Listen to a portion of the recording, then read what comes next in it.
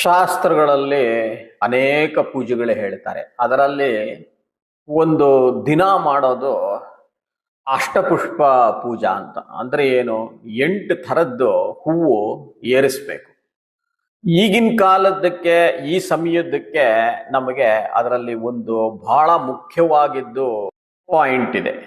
ಅದೇನು ಅಂತಂದ್ರೆ ಆ ಅಂದ್ರೆ 8ರಲ್ಲಿ ಒಂದು ಸರ್ವಭೂತ ದಯಾಪುಷ್ಪಂ ಅಂದ್ಬಿಟ್ಟು ಒಂದು ಹೂವು ದೇವ್ರಿಗೆ ಏರಿಸ್ಬೇಕಂತ ದಿನ. ಏರಿಸ್ಬಿಟ್ಟು ಹೊರಗಡೆಗೆ ನಾವು ಹೋಗ್ಬೇಕು.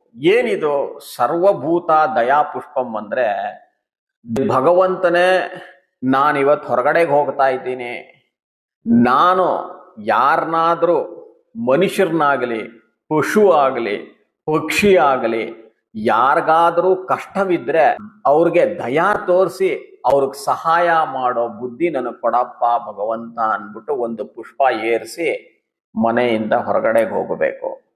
ಹೋಗ್ತೀವಿ, ಮನೆಯಿಂದ ಹೊರಗಡೆಗಂತೂ ಹೋಗ್ತೀವಿ, ಪುಷ್ಪ ಏರಿಸ್ತೀವೋ ಇಲ್ವೋ, ಬಟ್ ಮನೆಯಿಂದ ಹೊರಗಡೆಗೆ ಹೋದಾಗ ಅಲ್ಲಿ ಯಾವುದೋ ಒಂದು ಆಕ್ಸಿಡೆಂಟ್ ಆಗಿರುತ್ತೆ.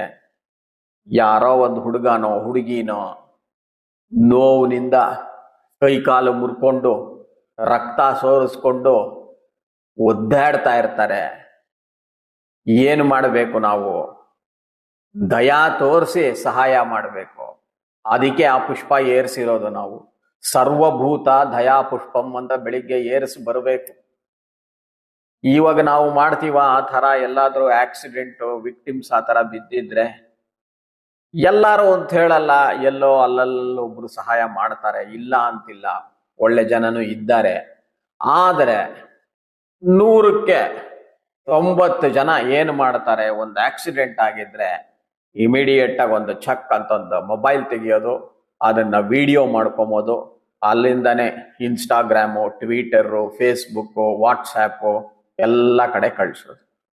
ಇದು ನಮ್ಮ ಪರಿಸ್ಥಿತಿ.